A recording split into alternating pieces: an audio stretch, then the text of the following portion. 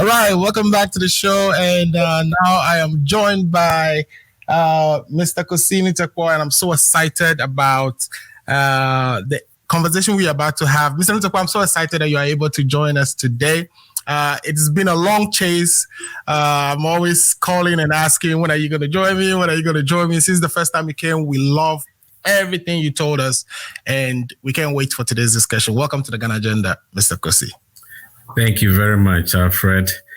You forgot to mention, but you and I, we have something in common. Yes, we do. Which is that your last name is my middle name, Amuzu.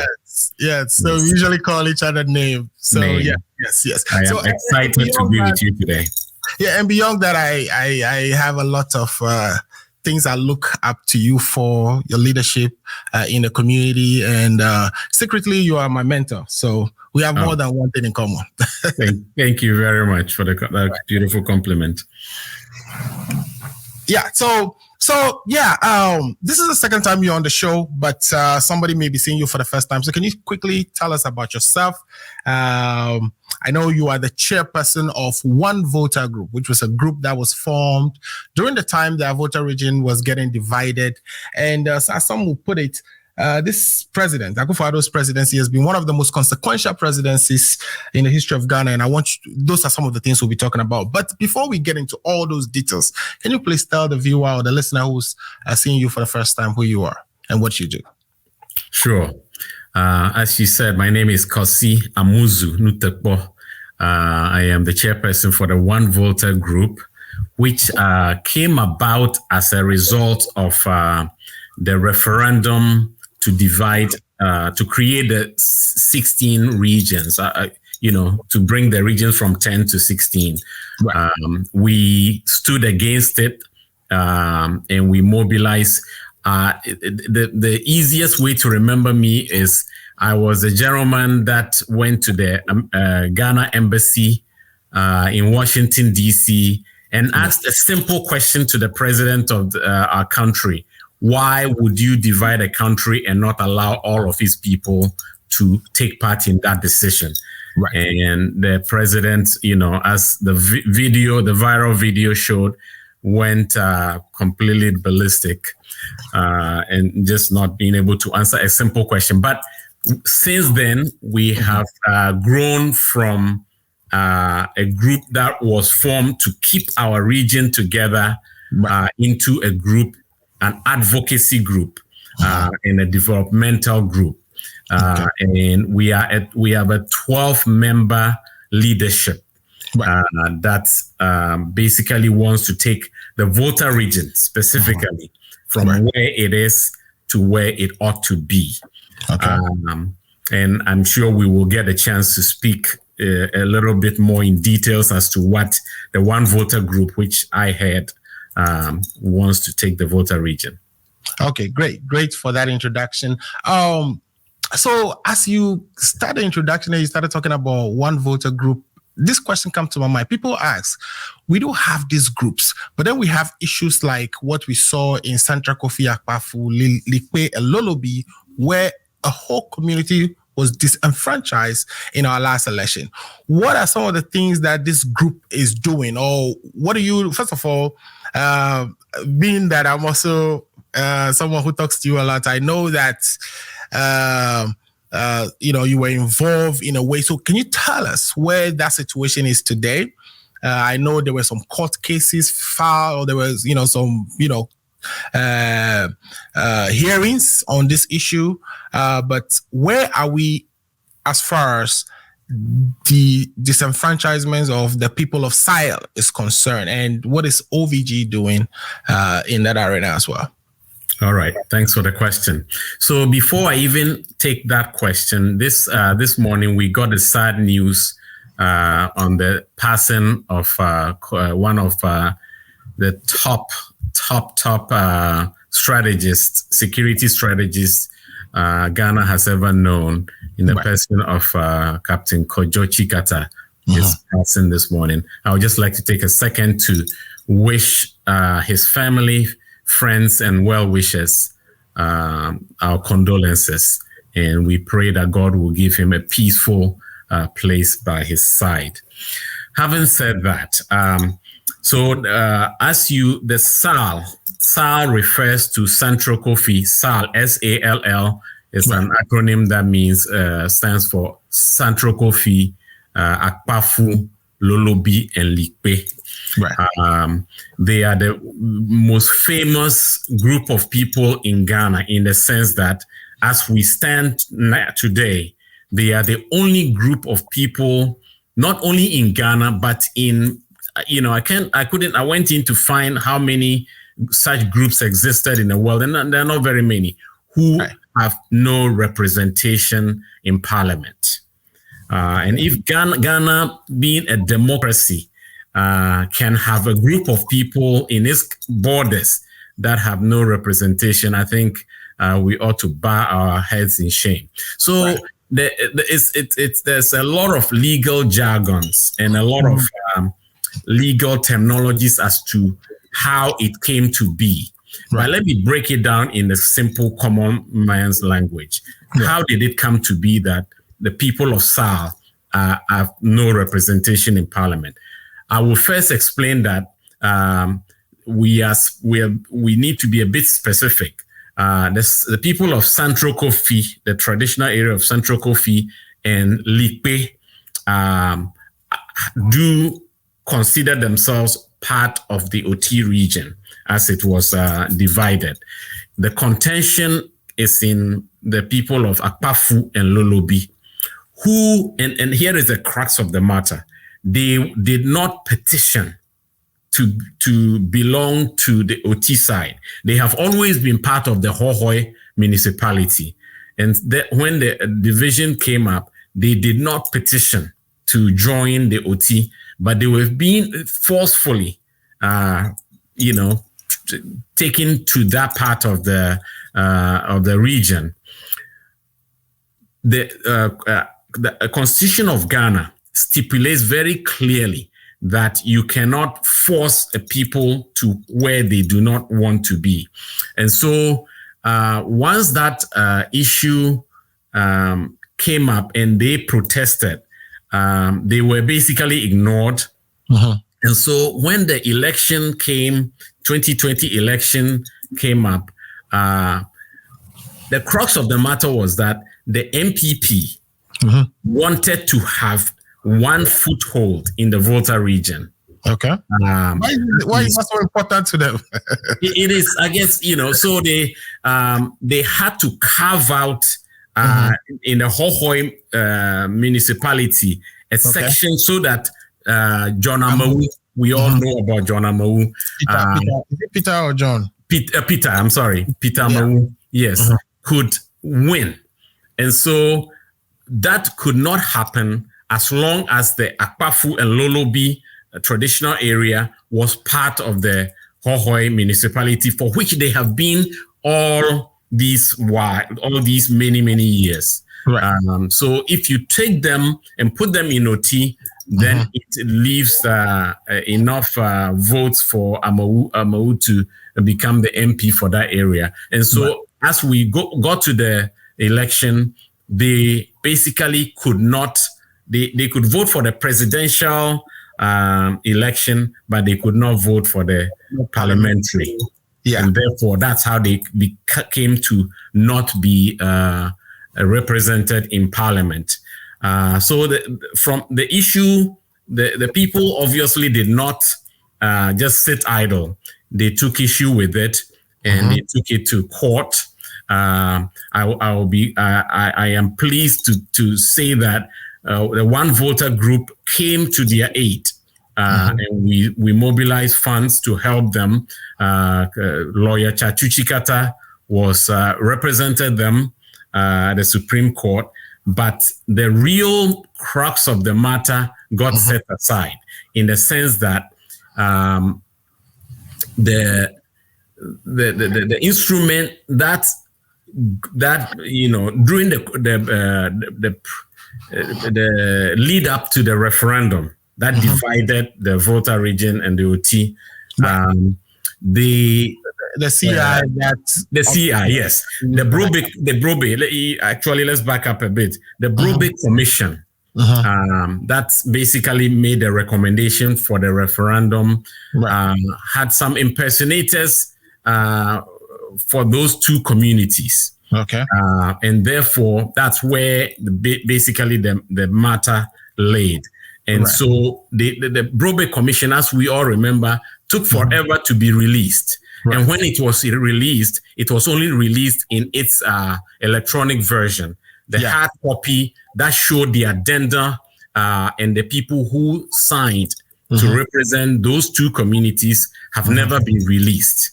And so the action with the people of Akpafu and Lolobi took this to court, and the redress that they are seeking is that that all be gazetted and shown so that we can see that they did not actually petition to join OT, to be part of OT. Yes. So all that, it went to the Supreme Court, but through legal maneuvers, they sort of set that issue aside. So until that issue is addressed, and the people of the SALL have actually taken this issue to the parliament, and that's where it rests today.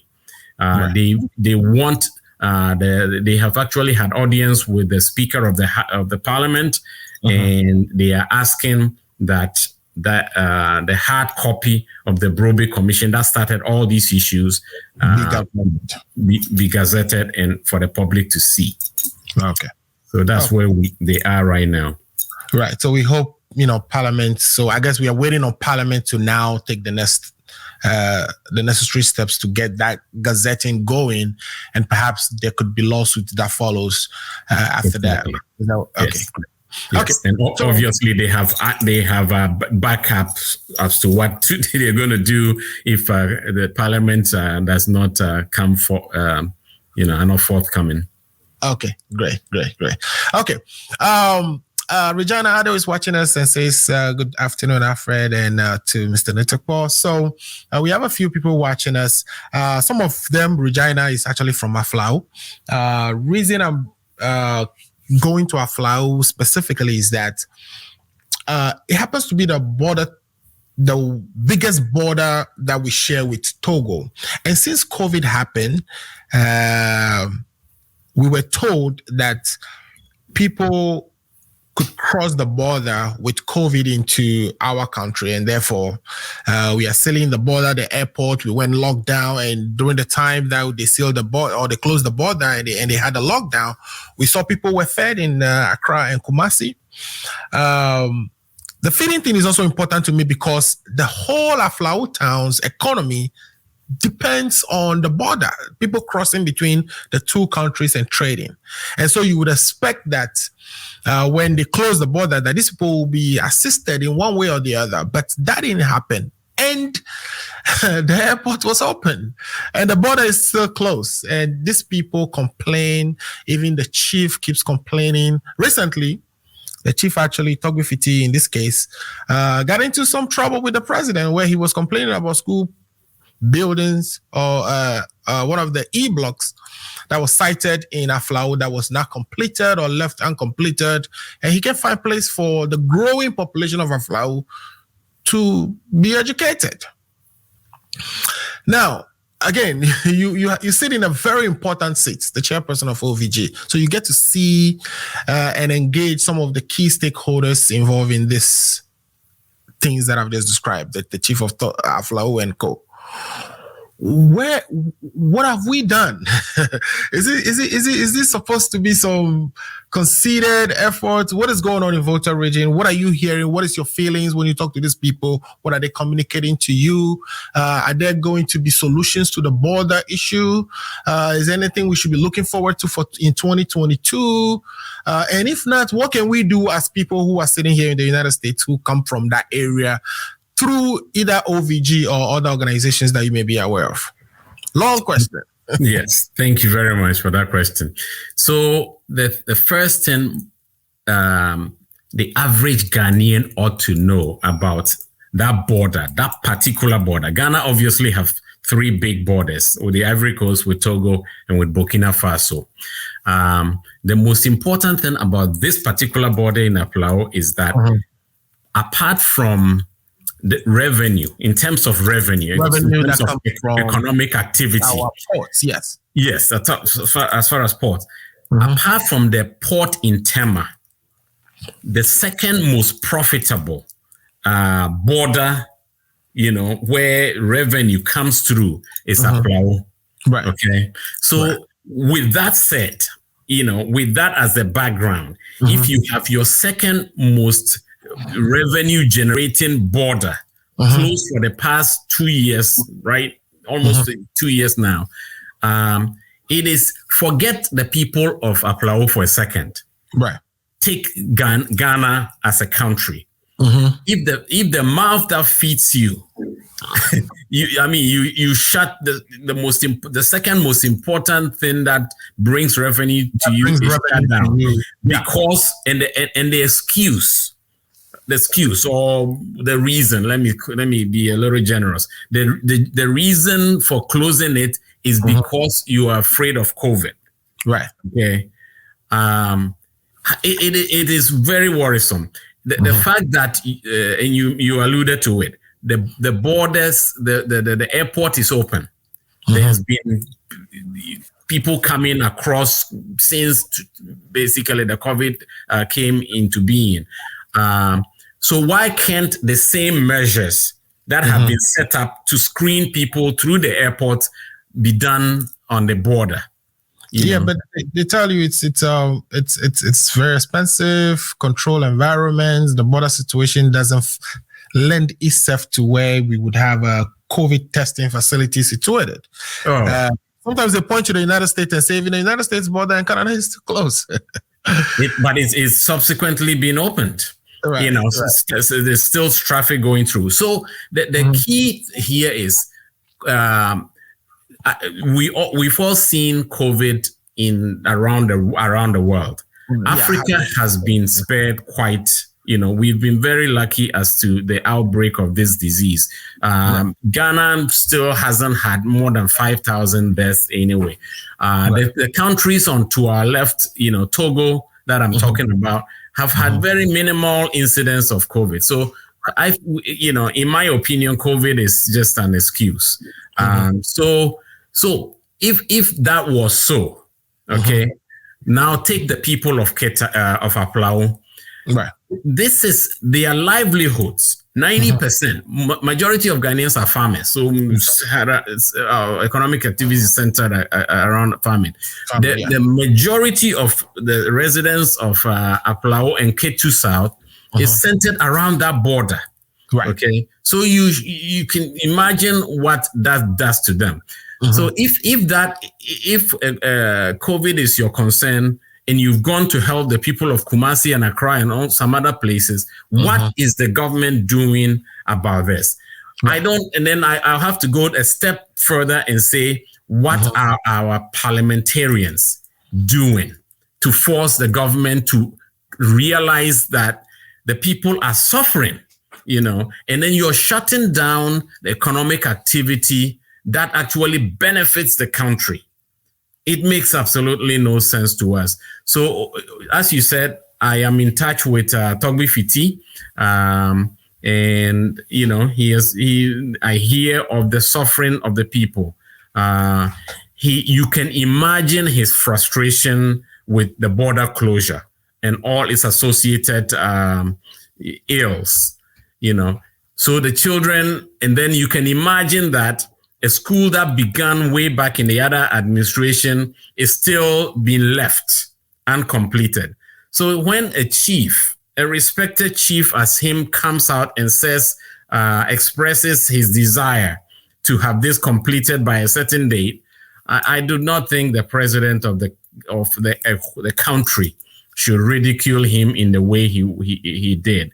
And furthermore, I feel, One Volta, we have actually reached out. We are in touch with the Volta Caucus, and we have reached out to some of the members of the Volta Caucus to find out what pressure are they bringing to bear on the government to make sure if they are not going to, if the government has no plans to reopen the border, what are they doing to alleviate the sufferings of the people? And it's up to this point, I don't see very good, answers to you. The other thing that really I need to touch on is the role of the Volta Regional House of Chiefs. Okay. One of your colleagues, a respected one as that has been sort of disrespected. Yes. And what has been the response from the Volta Regional House of Chiefs? Right. Many people, including Kevin Taylor, have accused us Voltarians of being the reason we are so disrespected, because we do not fight back. We do not respond to, just blatant disrespect and, the way we are treated almost as non-citizens. Right. It's not, we should not put up with that. All right. Okay. Right. So, I think the issues of Volta are just endless. We finished talking about one and transition right into another one. And this one that I'm about to talk about, I want us to talk about now, is something that has been with the region since, I think, even predates the 70s. I remember sometime in the 80s, and this is going to give out my age now. I remember sometime in the 80s that we had a house in Keji that was wiped out. And I'm talking about two different houses, one on the side of the street that is nearest to the beach, and the other one to the lagoon. All these houses wiped out. I'm talking about community of more than 100, a large community. Yes. I'm talking about whole community of Keji, Voja, and, along the coast. And that has continued. It took about, I would say, 10 to 15 years to see the whole community wiped out. And we knew that the adjoining towns are also going to face the same thing. And lo and behold, and we've been working on this sea defense. We've been talking about having a sea defense to protect those people since the 80s. Government came and go. And we are still not able to provide sea defense to these people. Is this also political? I mean, if you have one section of your country being constantly devastated either by natural disasters or by your own doing, it's sending the wrong signal to those people. Those people can't be happy. And I know, as an association that concerns yourself with the Volta region, are you happy about what you're seeing in the region? And I wanted to play you a video of, the parliamentarians going to visit and asking the people what they wanted. But I will leave that at the side and just talk about it. Are you happy with what you're seeing in the Volta region? And do you think it is sending the wrong signal to people like yourself and the organization you lead? It sure is. It's sure sending the wrong signal. Since we have all seen, we all have WhatsApp, we all have Twitter, we all have Facebook. We have seen all the pictures and videos that have come from the Keita area, the whole coast of eastern coast there.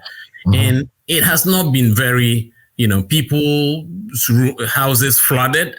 Many, it used to be, you clearly cited, this problem has been with us since the 70s. Occasionally it takes over a section of the town and then they move, and it's continued. This time, the one we saw this time, for about a week and a half, people couldn't go back into their houses. Displacement of people. In any part of the world, you would have seen the president of the country, if not say something, would have taken a helicopter trip, and gone to see and at least sympathize with the people of the area. We have not seen that. We have not seen, the only thing we have seen was videos of the former president load up a huge truck with supplies, blankets and mattresses and rice and oil and all of that. Right. That is very laudable. We saw a video of the regional minister with a very puny, nothing significant. Right. So on the humanitarian side, the president could have done a whole lot better. It disturbs me that we are taxpayers just as everyone else. And when a natural disaster of that magnitude happens, we get silence from the president.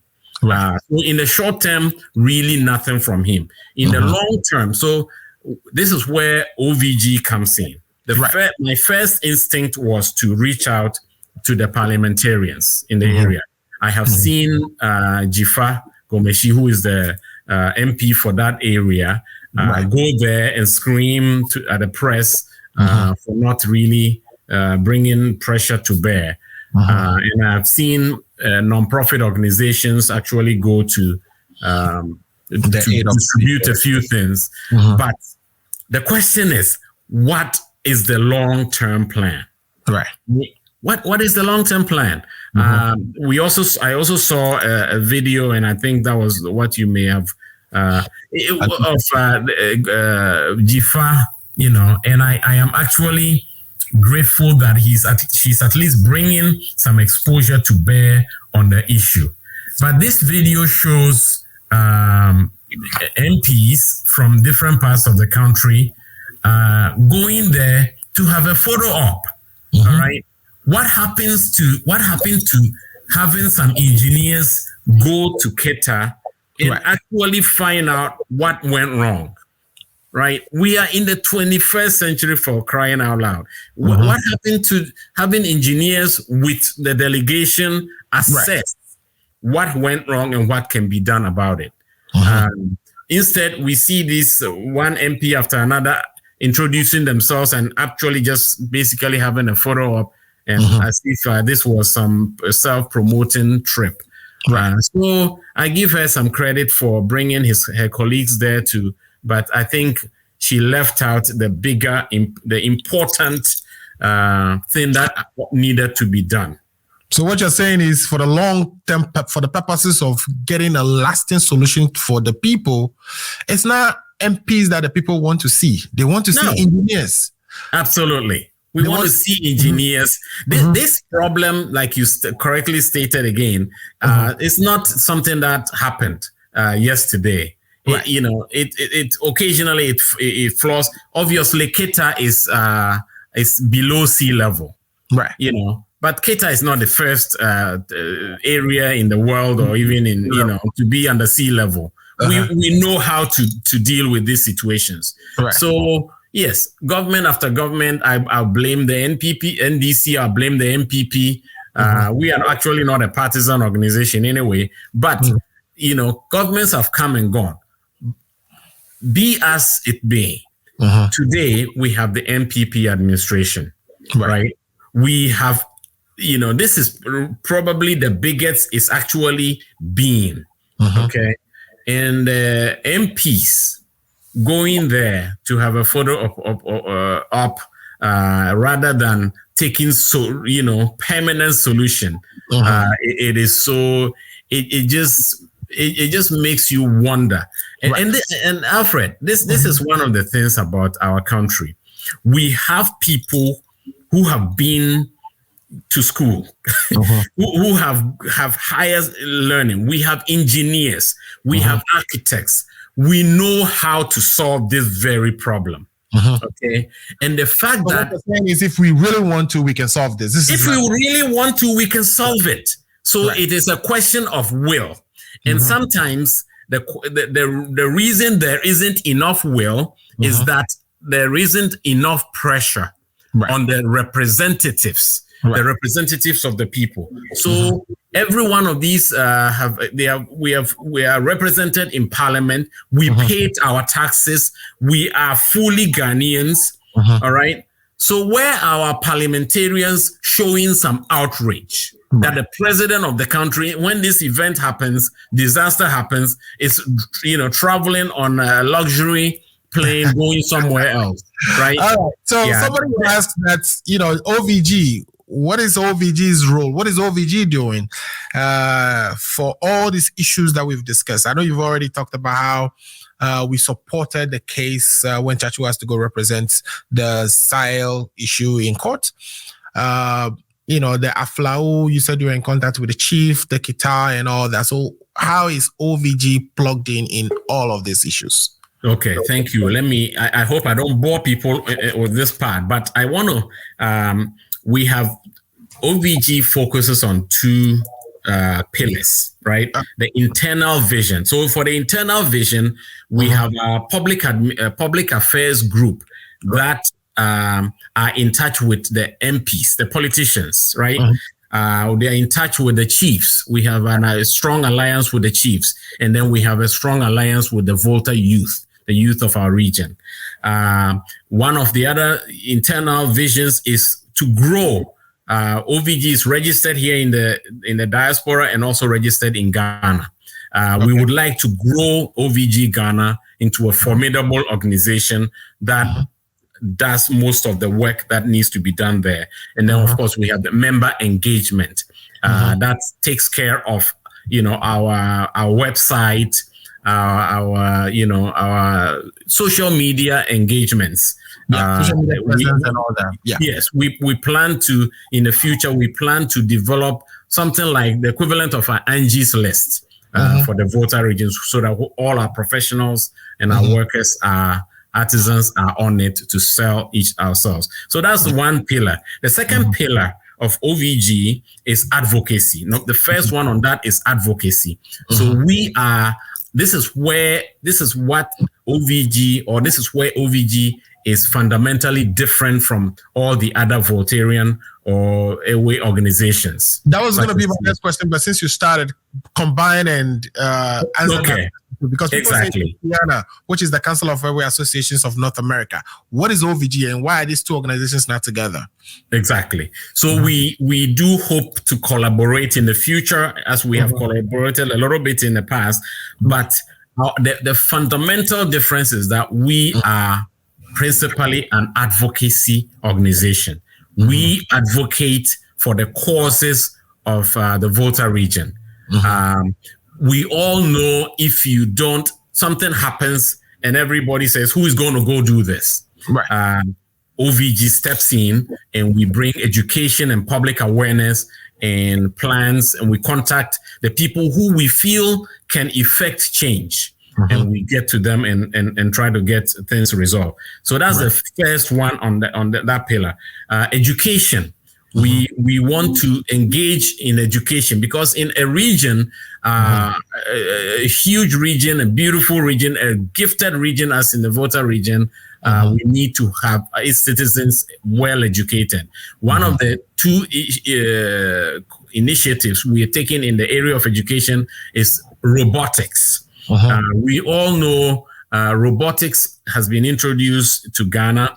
Some schools, schools like Prempeh College are big with it. Robotics is a NASA-run program. So we have actively introduced robotics to the Volta region. We are starting with about 4 schools across the region: Pando Secondary, Keta Secondary, and Peki. I believe in Peki. So we're taking about 4 schools in the Volta region and introducing robotics to them. There are scholarship to so study. This is sort of your pilot program for robotics in Volta region. In the Volta region. We're doing 4 schools. Exactly. We're going to start with 4 schools. How are you paying for all these things? I'm sorry? How are you paying for all this? We will raise funds. We will reach out to nonprofit organizations. We will reach out to, people who are willing to help our region, sister cities in the US and around the world, and we will try to get help from them. The second part of education is scholarships for the tertiary institution. We are going to have individuals sponsor tertiary students, for their first, at least for their first year, $1,000 scholarship to get gifted students from the region started. Some would actually fund them for the whole 4 years across the board. And you would have, let's say you, Alfred, you decided to sponsor a $1,000 scholarship for a tertiary student starting their university education. Right. Your name, your name would sort of be on it. Alfred Amuzu OVG scholarship. Right. So for some self-interest, people would be asked to volunteer and help our students in the tertiary institutions. And then, of course, we do seminars on different subjects to educate Voltarians. The third one is health. Right. In the area of health, we are going to do equipment sourcing from the diaspora and supply to all our hospitals and clinics in the region. So that's actively being worked on. And the only thing holding us right now is shipping the containers and clearing it. That we are also trying to work through our parliamentarians to grant us access. Medical mission, a group of medical experts, doctors, nurses would go to the region, to certain villages, and provide medical services for 2 weeks, 3 weeks, etc. The last part of this pillar here is the economic development.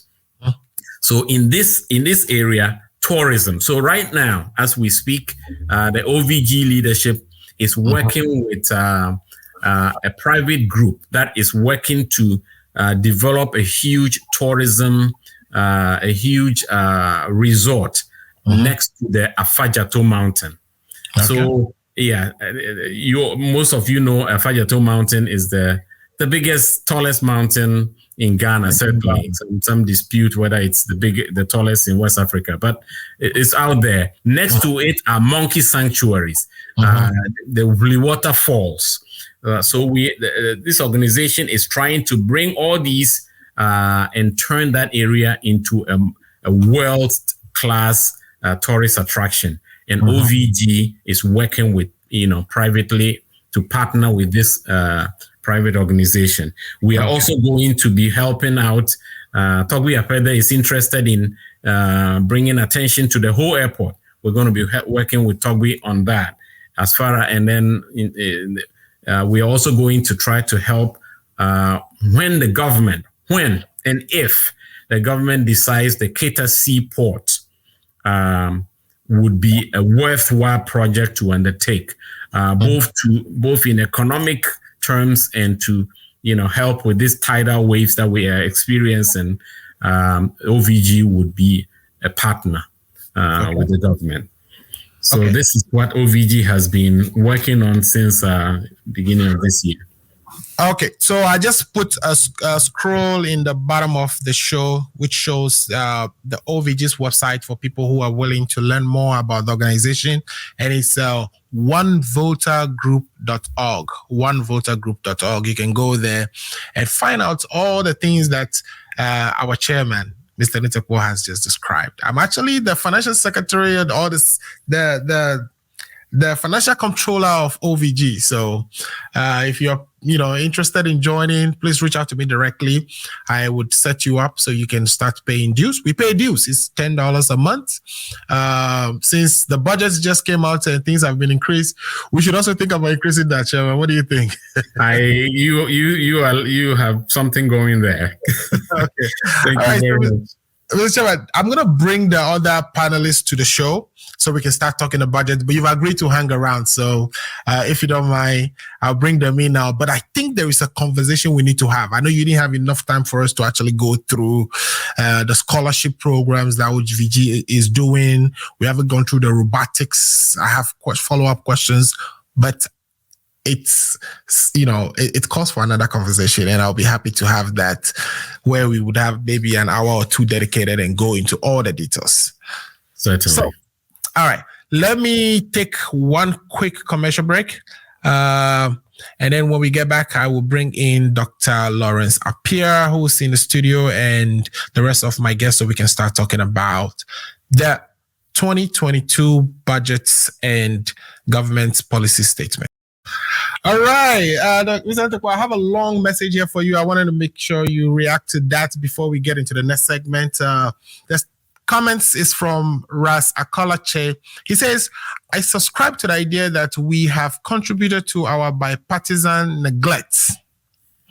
We need a united front. Our chiefs need to elevate their influence profile. Our MPs need to advocate for the region more forcefully. We need to leverage our political influence principally. Principally, we teach people how to teach us, and as our elders say, the way you tilt your cup is how you get served. Till we get our act together, we shall continue to be treated with the utmost disrespect and impunity. So what do you have to say about that quickly, and then we'll bring the other guys? I actually agree with brother Ras. It is true. You cannot basically sell yourself short. Right. You know, we politically we have actually tilted ourselves so much to one side that one party takes us for granted and the other party just ignores us. Right. And, you know, Alfred, one of the areas in life, it's like a bank. The banks like to give big loans to people who already have loans, who have money, right? People who are poor, have no collateral, basically get no loans. Right. And yet they are the ones who need it the most. If this is where OVG, this is where we want to change the trajectory of our people. If we can get our education in order, we can turn our economic lot around. If we can, all the natural resources we have, if we can develop it, if we do not wait for the government to come and do what individuals and private groups can do in collaboration with our chiefs, okay, and our youth. If we do not do it, the government of Ghana, you know, if we get a government that is not, have no interests, you know, they feel like they don't get any votes from us anyway, so why should they go and develop us? Why should they be we get interested? those that, you know, think we are well bang for them. They will just come in. Who are you going to vote for? You're just going to vote for us, right? If we don't create the atmosphere where they feel compelled to step in and do for us what we should do for ourselves, we will forever be, you know, spinning the wheels around. So let's show them the way, and you know they won't take us for granted any longer. So our brother has his finger on something very important.